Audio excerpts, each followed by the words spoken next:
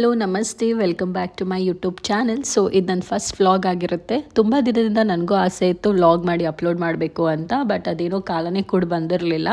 ಇವತ್ತು ನಾವು ಮೈಸೂರಿಂದ ಓಂ ಶಕ್ತಿ ಟೆಂಪಲ್ ಹೋಗ್ತಿದ್ದೀವಿ. ಸೊ ಇದೇ ನನ್ನ ಫಸ್ಟ್ ವ್ಲಾಗ್ ಆಗಿರಲಿ, ಅಪ್ಲೋಡ್ ಮಾಡೋಣ ಅಂತ ಇವತ್ತು ಶೂಟ್ ಮಾಡ್ಕೊತಿದ್ದೀನಿ. ನಾನು, ನನ್ನ ತಂಗಿ, ನಮ್ಮ ಮಮ್ಮಿ, ನಮ್ಮ ಪಪ್ಪ, ನಮ್ಮ ಅಣ್ಣ ಇಷ್ಟು ಜನ ಹೊರಟಿದ್ದೀವಿ. ಆನ್ ದ ವೇ ಹೋಗ್ತಾ ಫ್ರೆಶ್ ಫ್ರೂಟ್ಸ್ ಕಾಣಿಸ್ತು. ಸೊ ಅಲ್ಲೇ ಒಂದು ಸ್ಟಾಪ್ ಮಾಡಿ ಫ್ರೂಟ್ಸ್ ಎಲ್ಲ ಬೈ ಮಾಡಿಕೊಂಡು ನೆಕ್ಸ್ಟ್ ನಮ್ಮ ಜರ್ನಿನ ಬ್ಯಾಂಗ್ಳೂರ್ ಟುವರ್ಡ್ಸ್ ಸ್ಟಾರ್ಟ್ ಮಾಡಿದ್ವಿ.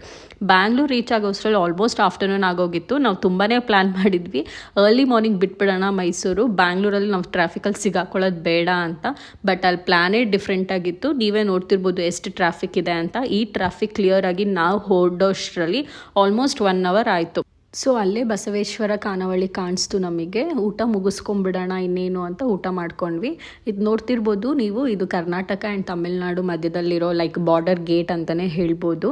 ತಮಿಳ್ನಾಡು ಎಂಟ್ರೆನ್ಸಲ್ಲಿ ನಮಗೊಂದು ಟೋಲ್ ಸಿಗುತ್ತೆ. ನಾನೇನೋ ಬ್ಯಾಂಗ್ಳೂರಲ್ಲಿ ಅಷ್ಟೇ ಟ್ರಾಫಿಕ್ ಇದೆ ಅಂತಂದರೆ ಈ ಟೋಲಲ್ಲೂ ತುಂಬಾ ಟ್ರಾಫಿಕ್ ಇತ್ತು. ನಾವು ಹೋಗಿದ್ದು ಲಾಂಗ್ ವೀಕೆಂಡ್ ಆಗಿರೋದ್ರಿಂದ ತುಂಬಾ ಟ್ರಾಫಿಕ್ ಇತ್ತು. ಸೊ ಇದು ಈವ್ನಿಂಗ್ ನಾವು ಕಾಫಿ ಟೀ ಕುಡ್ಕೊಂಡು ಸ್ವಲ್ಪ ಸ್ನ್ಯಾಕ್ಸ್ ತಿನ್ಕೊಂಡು ಚಿಲ್ ಮಾಡ್ಕೊಂಡು ನೆಕ್ಸ್ಟ್ ನಮ್ಮ ಜರ್ನಿನ ಓಂ ಶಕ್ತಿ ಟೆಂಪಲಿಗೆ ಸ್ಟಾರ್ಟ್ ಮಾಡಿದ್ವಿ.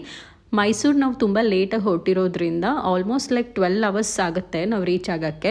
ಇಲ್ಲಿ ಎಸ್ಟಿಮೇಷನ್ ಟೈಮ್ ನಮಗೆ 11:30 to 11:45 PM ನಾವು ರೀಚ್ ಆಗ್ತೀವಿ ಅಂತ ತೋರಿಸ್ತಿತ್ತು. ಸೊ ಇನ್ನೇನು ಮಾಡೋಕ್ಕಾಗಲ್ಲ, ಜರ್ನಿ ಸ್ಟಾರ್ಟ್ ಮಾಡಿದ್ವಿ. ಹಂಗೆ 10 to 10:30 ಅಷ್ಟರಲ್ಲಿ ಊಟಕ್ಕೆ ಸ್ಟಾಪ್ ಮಾಡಿದ್ವಿ. ಬಿಕಾಸ್ ಮುಂದೆ ಎಲ್ಲೂ ಊಟ ಸಿಗಲಿಲ್ಲ ಅಂತಂದರೆ ಸುಮ್ಮನೆ ಪ್ರಾಬ್ಲಮ್ ಆಗಬಾರ್ದು ಅಂತ ಊಟ ಮುಗಿಸ್ಕೊಂಡು ಹೋಗಿ ರೂಮ್ ಮಾಡ್ಕೊಂಡು ಮಲ್ಕೊಂಡ್ವಿ.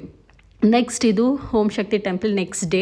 ನೀವು ನೋಡ್ತಿರ್ಬೋದು ಆಲ್ಮೋಸ್ಟ್ ಎಲ್ಲರೂ ರೆಡ್ ಡ್ರೆಸ್ ಹಾಕ್ಕೊಂಡಿದ್ದೀವಿ. ರೆಡ್ ಡ್ರೆಸ್ ಯಾಕೆ ಅಂತಂದರೆ ಓಂ ಶಕ್ತಿ ತಾಯಿಗೆ ರೆಡ್ ಕಲರ್ ಇಷ್ಟ. ನಾವು ಮಾಲೆ ಹಾಕ್ಸ್ಕೊಂಡಾಗಲೂ ಆಲ್ಮೋಸ್ಟ್ ರೆಡ್ ಕಲರ್ ಡ್ರೆಸ್ಸಸ್ನೇ ನಾವು ಹಾಕ್ಕೊಳ್ಳೋದು. ಹಿಂಗೆ ಹೂವು ಎಲ್ಲ ತಗೊಂಡು ಟೆಂಪಲ್ ಹೊರ್ಗಡೆಯಿಂದ ಅದು ಔಟ್ಸ್ಕರ್ಟ್ಸ್ ಇದು. ಸೊ ಇಲ್ಲಿ ನಡ್ಕೊಂಡು ಹೋದರೆ ಅಲ್ಲಿ ಚಿಕ್ಕ ಗೇಟ್ ಇರುತ್ತೆ, ಅದು ಎಂಟ್ರೆನ್ಸ್ ಗೇಟ್. ತುಂಬಾ ಡಿವೈನ್ ಫೀಲಿಂಗ್ ಅಂತ ಹೇಳ್ಬೋದು ನಾವು. ಇದೇ ಎಂಟ್ರೆನ್ಸ್ ಗೇಟ್. ನಾನು ಎಷ್ಟು ವೀಡಿಯೋ ಮಾಡೋಕ್ಕಾಗುತ್ತೆ, ಎಷ್ಟು ಫೋಟೋ ತೆಗಿಯೋಕ್ಕಾಗುತ್ತೆ ಮಾಡಿದ್ದೀನಿ. ಬಿಕಾಸ್ ಅಲ್ಲಿ ಫೋನ್ ಅಲೋವ್ ಇರಲಿಲ್ಲ. ಆದರೂ ಹೆಂಗೋ ರಶ್ ಇರಲಿಲ್ಲ. ಸೊ ನಮಗೇನು ಪ್ರಾಬ್ಲಮ್ ಆಗಿರಲಿಲ್ಲ. ಇದು ನಾವು ನಮ್ಮ ಮನೆ ಗೃಹಪ್ರವೇಶ ಆಗಿ 1 year ಅಷ್ಟರಲ್ಲಿ ಬಂದಾಗ ಮಡ್ಲಕ್ಕಿ ಸಾಮಾನು ಕೊಡ್ತೀವಿ ಅಂತ ಅಂದ್ಕೊಂಡಿದ್ವಿ. ಬಟ್ ಇನ್ನೇನು 1 year ಆಗ್ತಾನೆ ಬಂತು, ಬಟ್ ಹೋಗೋಕ್ಕೆ ಆಗಿರಲಿಲ್ಲ. ಇವತ್ತು ಹೋಗಿದ್ವಲ್ಲ ಅಂತ ಮಡ್ಲಕ್ಕಿ ಸಾಮಾನಿಗೆಲ್ಲ ಸಾಮಾನು ತಂದಿದ್ದೆ ನಾನು. ಅದನ್ನೆಲ್ಲ ಜೋಡಿಸ್ಕೊತಿದ್ದೆ. ಮಧ್ಯದಲ್ಲಿ ನಮ್ಮ ಮಮ್ಮಿ ಅದು ತಂದಿದ್ಯಾ ಇದು ತಂದಿದ್ಯಾ ಅಂತ ಕೇಳ್ತಿದ್ರು. ಯಾಕೆ ಅಂದರೆ ಸಾಮಾನು ಈಚ್ ಆ್ಯಂಡ್ ಎವ್ರಿಥಿಂಗ್ ನಾನು ನಮ್ಮ ಪಪ್ಪ ಇಬ್ಬರು ಹೋಗಿನೇ ತಂದಿದ್ದಿದ್ದು. ಸೊ ನಾನು ಏನಾದ್ರು ಮಿಸ್ ಮಾಡಿದ್ದೀನಾ ಏನು ಕೇಳೋಣ ಅನ್ನೋ ರೀತಿಲಿ ಅವರು ಏನು ತಂದಿದ್ಯಾ ಎಲ್ಲ ಕರೆಕ್ಟಾಗಿದೆಯಾ ಅಂತ ಕೇಳ್ತಿದ್ರು. ಇದು ನೋಡ್ಬೋದು ಓಂ ಶಕ್ತಿ ತಾಯಿ ದೇವಿ.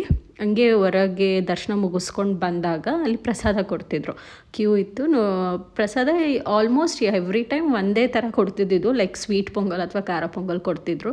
ಇವತ್ತೇನು ಸ್ವೀಟ್ ಪೊಂಗಲ್ ಖಾರ ಪೊಂಗಲ್ ಎರಡೂ ಕೊಡ್ತಿದ್ರು. ನೋಡ್ತಿರ್ಬೋದು, ಫಸ್ಟ್ ಸ್ವೀಟ್ ಪೊಂಗಲ್ ಹಾಕಿಸ್ಕೊಂಡ್ವಿ, ಆಮೇಲೆ ಖಾರ ಪೊಂಗಲ್ ಹಾಕಿಸ್ಕೊಳ್ಳೋಕೆ ಹೋದ್ವಿ. ಅಜ್ಜಿ ಸ್ವಲ್ಪ ಹಾಕಿದ್ರು. ಅದಾದಮೇಲೆ ತಗೋ ಇನ್ನೊಂದು ಸ್ವಲ್ಪ ಹಾಕ್ತಿದ್ದಿ ಅಂತಂದರು. ನಾನು ಬೇಡ ಬೇಡ ಅಂತ ಅಂತಿದ್ದೆ. ಅಜ್ಜಿ ಇರ್ಲಿ ತಗೋ ಅನ್ನೋ ಥರ ರಿಯಾಕ್ಟ್ ಮಾಡಿದ್ರು. ನನಗೆ ತಮಿಳ್ ಬರಲ್ಲ, ಬಟ್ ಆದರೂ ಅವ್ರ ಆ್ಯಕ್ಷನಲ್ಲೇ ಗೊತ್ತಾಯಿತು ಅದು ತುಂಬ ಸುಡ್ತಿದ್ದರಿಂದ ಅಷ್ಟೇ ಸಾಕು ಅಂದ್ಕೊಂಡು ಬಂದುಬಿಟ್ವಿ. ನೆಕ್ಸ್ಟ್ ಇಲ್ಲಿ ಲಾಡು ಪ್ರಸಾದ ಎಲ್ಲ ಕೌಂಟ್ ಮಾಡ್ಕೊಂಡ್ವಿ, ಯಾರ್ಯಾರ ಮನೆಗೆ ಎಷ್ಟೆಷ್ಟು ಬೇಕು ಅಂತ ಕೌಂಟ್ ಮಾಡಿಕೊಂಡು ತೊಗೊಂಡ್ವಿ.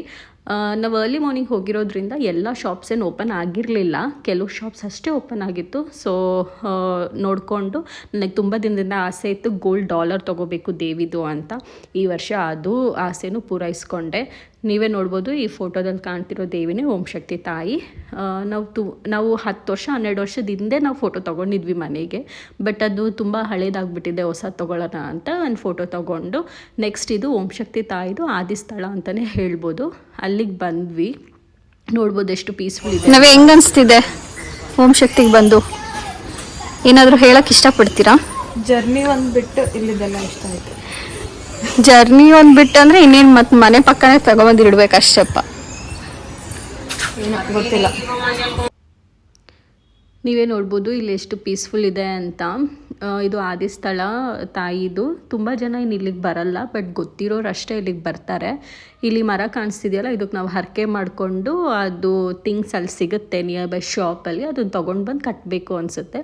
ಇಲ್ಲಿ ನೋಡ್ತಿರ್ಬೋದು ಇದೇ ಅದು ಹುತ್ತ ಆದಿಸ್ಥಳ.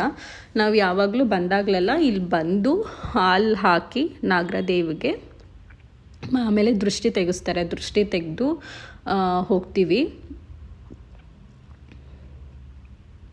ಈಗ ಒಬ್ರೊಬ್ರ ಹತ್ರನೂ ಹಾಲು ಹಾಕಿಸ್ತಾರೆ. ಹಾಲು ಹಾಕಿಸಿ ಇದು ಅರ್ಶಿನ ಕೊಟ್ಟಿರ್ತಾರೆ ನಮ್ಮ ಕೈಗೆ, ಅದನ್ನು ದೃಷ್ಟಿ ತೆಗೆದು ದೇವ್ರಿಗೆ ಹಾಕಬೇಕು. ನೀವೇ ನೋಡ್ಬೋದು ಆ ಟೆಂಪಲಿಂದ ಬರ್ತಾ ಇದು ಲೈಕ್ ಪ್ಲೇ ಗ್ರೌಂಡ್ ಥರನೇ ಮಾಡಿಬಿಟ್ಟಿದ್ದಾರೆ. ಮಕ್ಕಳಿಗೆ ಪ್ಲೇ ಗ್ರೌಂಡು, ಪಾರ್ಕಿಂಗ್ ಏರಿಯಾ ಎಲ್ಲ ಇದೆ ಈ ಕಾಂಪೌಂಡ್ ಏರಿಯಾದಲ್ಲಿ. ಎಷ್ಟು ಕ್ಲೀನಾಗಿ ಮೇಂಟೈನ್ ಮಾಡಿದ್ದಾರೆ ಅಂದರೆ ತುಂಬ ಚೆನ್ನಾಗಿ ಮೇಂಟೈನ್ ಮಾಡಿದ್ದಾರೆ. ಸೊ ಇಲ್ಲೇ ಸುತ್ತಮುತ್ತ ಎಲ್ಲ colleges, schools, colleges, dental colleges, ಆಮೇಲೆ ಮೆಡಿಕಲ್ ಕಾಲೇಜ್, ಹಾಸ್ಪಿಟಲ್ ಎಲ್ಲ ಇದೊಂದೇ ಸರೌಂಡಿಂಗಲ್ಲಿದೆ. ಎಷ್ಟು ಕ್ಲೀನ್ ಅಂದರೆ ಅಷ್ಟು ಕ್ಲೀನಾಗಿ ಮೇಂಟೈನ್ ಮಾಡಿದ್ದಾರೆ. ನೀವು ನೋಡ್ತಿರ್ಬೋದು, ಇಲ್ಲಿ ನಮ್ಮ ಪಪ್ಪ ತೋರಿಸ್ತಾರೆ ನೋಡಿ ಕೈಯಲ್ಲಿ, ಇಲ್ಲಿಂದನಾ ಅಂತ. ಇದು ಯಾಕೆ ತೋರಿಸ್ತಿದ್ದಾರೆ ಅಂತಂದರೆ ನಾವು ಮಾಲೆ ಹಾಕ್ಸ್ಕೊಂಡು ಬರ್ತೀವಲ್ಲ, ಲೈಕ್ ಡಿಸೆಂಬರ್ ಜಾನ್ ಟೈಮಲ್ಲಿ ಈ ದೇವ್ರಿಗೆ ಮಾಲೆ ಹಾಕ್ಸ್ಕೊತೀವಿ. ಆ ಮಾಲೆ ಹಾಕ್ಸ್ಕೊ ಬಂದಾಗ ಈ ರೋಡ್ ಸ್ಟಾರ್ಟಿಂಗಿಂದ ಹಿಡಿದು ಟೆಂಪಲ್ ತನಕ ನಡ್ಕೊಂಡು ಹೋಗಬೇಕು. ಇದಿಷ್ಟೇ ಕ್ಯೂ ಅಲ್ಲ, ಲೈಕ್ ಒಳಗೊಳಗೆ ರೂಮ್ಸ್ ಥರ ಎಲ್ಲ ಇರುತ್ತೆ, ಅಲ್ಲೆಲ್ಲ ಸುತ್ತಾಡಿ ಲಾಸ್ಟಿಗೆ ಟೆಂಪಲಿಗೆ ಬಿಡ್ತಾರೆ. ಬಟ್ ಇಷ್ಟು ಪೀಸ್ಫುಲ್ಲಾಗಂತೂ ಇರಲ್ಲ. ಆ ಟೈಮಲ್ಲಿ ತುಂಬಾ ಜನ ಇರ್ತಾರೆ. ಎಲ್ಲರೂ ರೆಡ್ ಹಾಕ್ಕೊಂಡಿರ್ತಾರೆ, ರೆಡ್ ಡ್ರೆಸ್ ಹಾಕ್ಕೊಂಡಿರ್ತಾರೆ ಅಥವಾ ಎಲ್ಲೋ ಡ್ರೆಸ್ ಹಾಕ್ಕೊಂಡಿರ್ತಾರೆ. ನಮ್ಮವ್ರು ಯಾರು, ನಾವು ಯಾರ ಜೊತೆ ಬಂದಿದ್ದೀವಿ ಅಂತ ಗೊತ್ತೇ ಆಗಲ್ಲ, ಅಷ್ಟು ಕನ್ಫ್ಯೂಷನ್ ಇರುತ್ತೆ. ಮತ್ತು ಅಷ್ಟು ಲೈಕ್ ಜಾತ್ರೆ ಥರನೇ ಇರುತ್ತೆ ಅಂತಲೇ ಹೇಳ್ಬೋದು. ನೆಕ್ಸ್ಟ್ ಇದನ್ನೆಲ್ಲ ಮುಗಿಸ್ಕೊಂಡು ನಾವು ರೂಮ್ ಕಡೆ ಹೋಗ್ತಿದ್ವಿ. ರೂಮ್ ಕಡೆಗೆ ಹೋಗಿ ಒಂದು 2 hours 3 hours ರೆಸ್ಟ್ ಮಾಡಿ ಆಮೇಲೆ ನಾವು ಜರ್ನಿನ ಬ್ಯಾಂಗ್ಳೂರಿಗೆ ಸ್ಟಾರ್ಟ್ ಮಾಡೋಣ ಅಂತ ನಾವು ರೂಮ್ ಕಡೆ ಹೋಗ್ತಿದ್ವಿ. ಇಲ್ಲೇ ಟೆಂಪಲ್ ನಿಯರೇ ರೂಮ್ ಮಾಡ್ಕೊಂಡಿದ್ವಿ ನಾವು. ಸೊ ರೂಮ್ ಕಡೆಗೆ ಹೋಗಿ ರೆಸ್ಟ್ ಮಾಡಿ ಬ್ಯಾಂಗ್ಳೂರು ಕಡೆ ಜರ್ನಿ ಸ್ಟಾರ್ಟ್ ಮಾಡ್ತೀವಿ.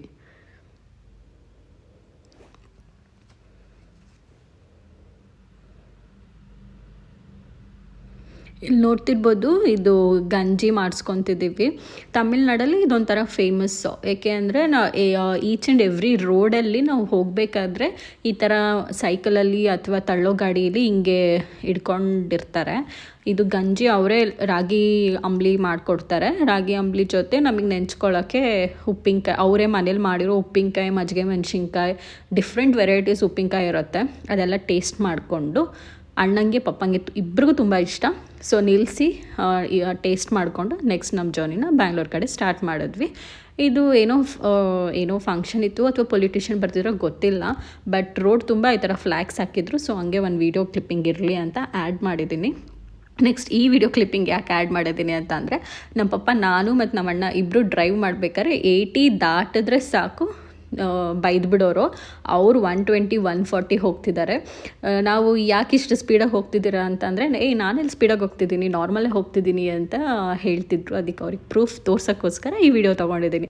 ಸೊ ಈ ವಿಡಿಯೋ ನಿಮಗೆ ಇಷ್ಟ ಆಗಿದ್ದರೆ ಲೈಕ್ ಮಾಡಿ, ಶೇರ್ ಮಾಡಿ and subscribe to my channel. ಇನ್ಮೇಲೆ ಹೀಗೆ ವೀಡಿಯೋಸ್ ಹಾಕ್ತಿರ್ತೀನಿ. Don't forget to support and subscribe to my channel.